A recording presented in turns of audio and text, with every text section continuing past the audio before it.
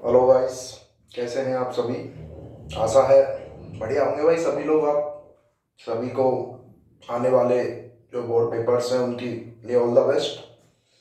और हम जो है अपनी एनसीईआरटी को स्टार्ट कर रहे हैं, एनसीईआरटी की बातें कर रहे हैं हम। बाकी मैं आशा करता हूँ आप सभी लोगों की तैयारी अच्छी चल रही होगी। और हमारा जो है ये कुछ ना कुछ प्रयास है कि आप लोग कुछ बेहतर करें, मैं भी कुछ बेहतर करने की कोशिश करता रहूं। और हमने जो है सिंपल एनसीईआरटी की बात कर रहे हैं हम, और उसमें हमने पहले ऑर्गेनिक केमिस्ट्री को स्टार्ट किया हुआ है। और उसमें सेकंड बुक चैप्टर 6 हमने लिया है, हेलो एल्केन और हेलो एरिन्स। सबसे पहले हमने अपनी फर्स्ट वीडियो में इंट्रोडक्शन समरी टाइप में डाल दिया है। उसके बाद उसमें सबसे पहले क्लासिफिकेशन और नोमेनक्लेचर की बात कर दी है। उसके बाद हमने स्ट्रक्चर देख ली और प्रिपरेशन स्टार्ट किया हुआ था, तो हमने एक वीडियो उसकी प्रिपरेशन की बना दी है। और प्रिपरेशन में सबसे पहले हमने एलो एल्केन की जो प्रिपरेशन है वो सबसे पहले अल्कोहल से की थी। अल्कोहल के बाद हमने जो प्रिपरेशन है वो सिंपल हाइड्रोकार्बन में एल्केन और एल्कीन से की थी। और एल्कीन में तो सबसे पहले जो है सिंपली अपनी जो बात होगी वो कौन सी है, सिंपल एल्केन और एल्कीन। और एल्कीन में भी सबसे इंपॉर्टेंट हाइड्रोजन हैलाइड का एडिशन कराया एचएक्स का, जिसमें मार्कोनिकोव और एंटी मार्कोनिकोव का एक स्पेशल केस हमने बता दिया कि पेरोक्साइड लिंकेज है तो एलोजन उस sp2 हाइब्रिडाइज्ड कार्बन एटम से जुड़ेगा जिसके पास हाइड्रोजन की संख्या कम है, और पेरोक्साइड लिंकेज आ जाए तो उससे जुड़ेगा जिसके पास हाइड्रोजन की संख्या ज्यादा है। और दोनों की मैकेनिज्म भी बता दी है कि एक मार्कोनिकोव तो जो है कैटाइन मैकेनिज्म को फॉलो करेगा, और एंटी मार्कोनिकोव जो है वो सिंपल अपनी फ्री रेडिकल मैकेनिज्म को फॉलो करेगा। अब इसी को मैं कंटिन्यू आगे कर रहा हूं कि सिंपल हमने जो है भाई अपना क्लास 12th का चैप्टर नंबर 6 स्टार्ट किया हुआ है, haloalkanes and haloarenes. Haloalkanes and haloarenes. और इसमें हमने जो है स्टार्ट किया हुआ है प्रिपरेशन ऑफ आरएक्स। आरएक्स का मतलब ही सिंपल हेलो एल्केन है। आरएक्स का मतलब ही क्या है, हेलो एल्केन, हेलोजन एक्स और आर जो हो गया एल्केन हो गया। अब इसमें जो है सिंपल बात कर रहे हैं सबसे पहले किसकी, हमने बनाया एल्कोहल से, मोस्ट इंपोर्टेंट है। उसके बाद हमने बनाया है हाइड्रोकार्बन से, और हाइड्रोकार्बन में हमने एल्कीन से भी बनाया है। इससे पिछली जो वीडियो है उसमें सेकंड नंबर की में हमने प्रिपरेशन एल्कीन से और एचएक्स का देख लिया था। इसी में ही हम बात कर रहे हैं प्रिपरेशन का जो सेकंड पॉइंट था, from hydrocarbon, from hydrocarbon, hydrocarbon से। और हाइड्रोकार्बन में जो है सिंपली किसकी बात कर रहे थे, इसमें second case, first case alkane था और अपना जो सेकंड केस है वो एल्कीन है। और एल्कीन में भी दो टाइप के हैं, एक तो सिंपल क्या था एचएक्स का एडिशन, और दूसरा जो है सिंपल डाई एलोजन। तो हम दूसरे केस की बात कर रहे हैं, किससे, डाई एलोजन से। किससे बात कर रहे हैं हम, simple from di halogen. Di halogen का मतलब ही क्या है, सिंपल दो एलोजन है। डाई एलोजन का मतलब ही क्या है, दो एलोजन है। एक इंपॉर्टेंट पॉइंट्स है, डाई हैलाइड के दो केस होते हैं, एक तो जेम डाई हैलाइड, जब हेलोजन जो है एक ही कार्बन एटम पर जुड़े हों तो उसको बोल देते हैं जेम डाई हैलाइड, जिसका नाम हो जाता है एल्कलाइडिन हैलाइड। और विसिनल वाला जो केस है उसमें विसिनल डाई हैलाइड क्या होता है,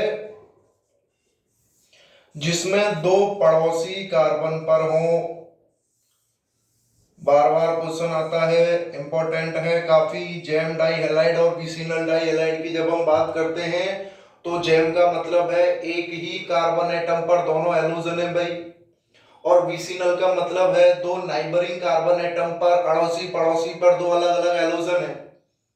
तो जब हम हैलोजन यानी कि डाई हैलोजन की अभिक्रिया करा रहे हैं किसके साथ, एल्कीन के साथ, तो विसिनल डाई हैलाइड बन जाता है। क्या बन जाता है, विसिनल डाइहैलाइड की simple C double bond C है और इसकी अभिक्रिया हम Cl2 के साथ करा रहे हैं किसकी प्रेजेंस में, कार्बन टेट्राक्लोराइड CCl4 की प्रेजेंस में।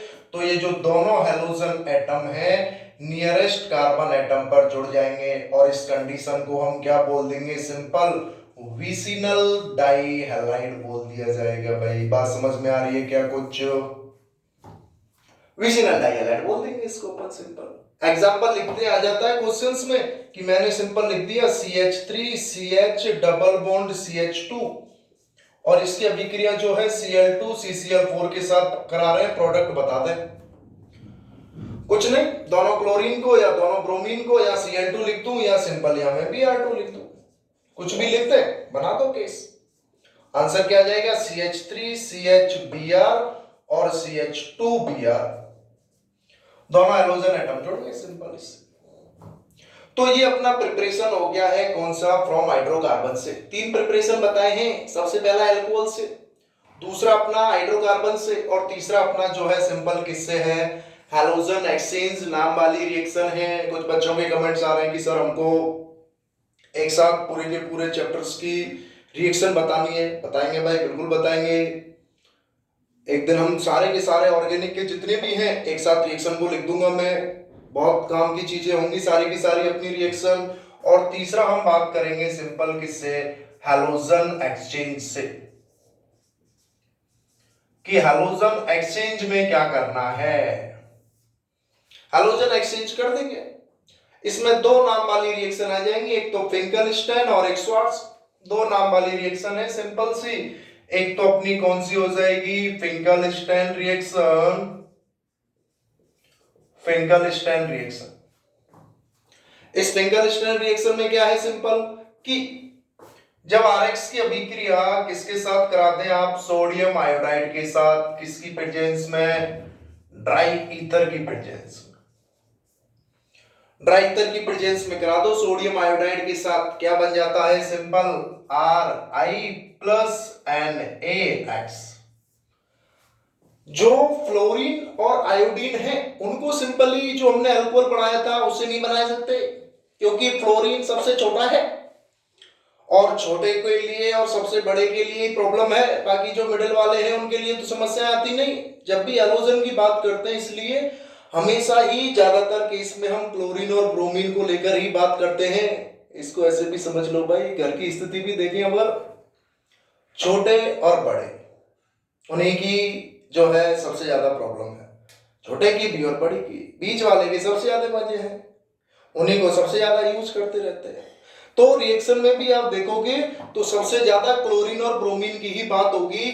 जैसे क्वेश्चन लिख दिया मैंने सिंपल CH3 CH2 या इस तरीके से मैंने यह लगा दिया क्लोरीन और इसके अभिक्रिया में किसके साथ करा रहा हूं, सोडियम आयोडाइड के साथ, वही अपना सिंपल किसमें, ड्राई ईथर की प्रेजेंस में।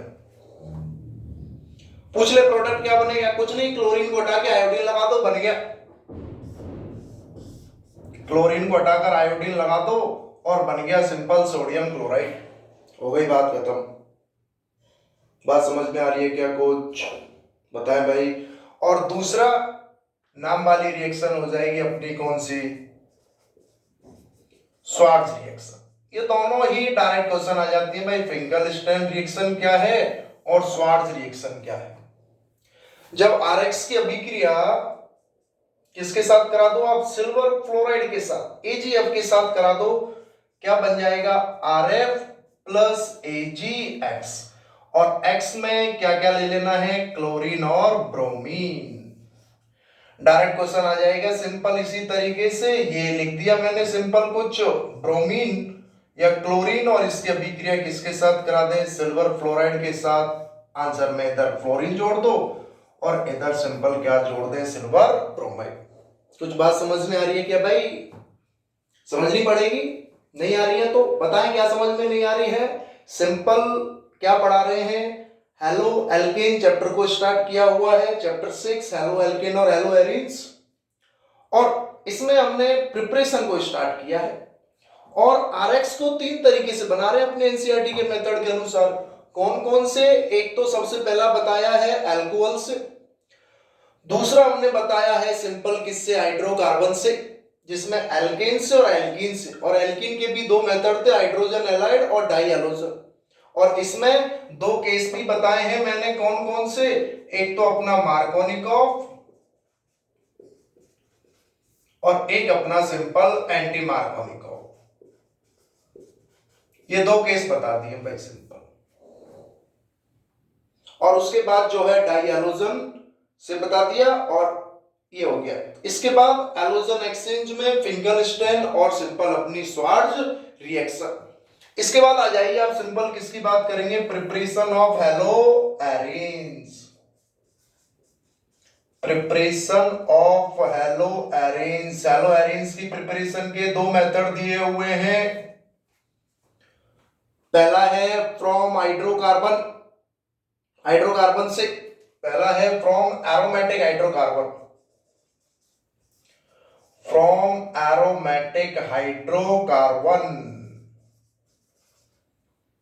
अगर आपको ये सिंपल टर्म्स ही समझ में आने लग गई ऑर्गेनिक केमिस्ट्री में, लगती है ऑर्गेनिक केमिस्ट्री टफ होगी फिजिकल और इनऑर्गेनिक के कंपेयर में, लेकिन एक्चुअली में देखा जाए तो उससे भी सरल है।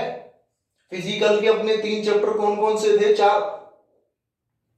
एक तो अपना सॉल्यूशन हो गया, दूसरा इलेक्ट्रोकेमिस्ट्री हो गया, तीसरा केमिकल काइनेटिक्स हो गया।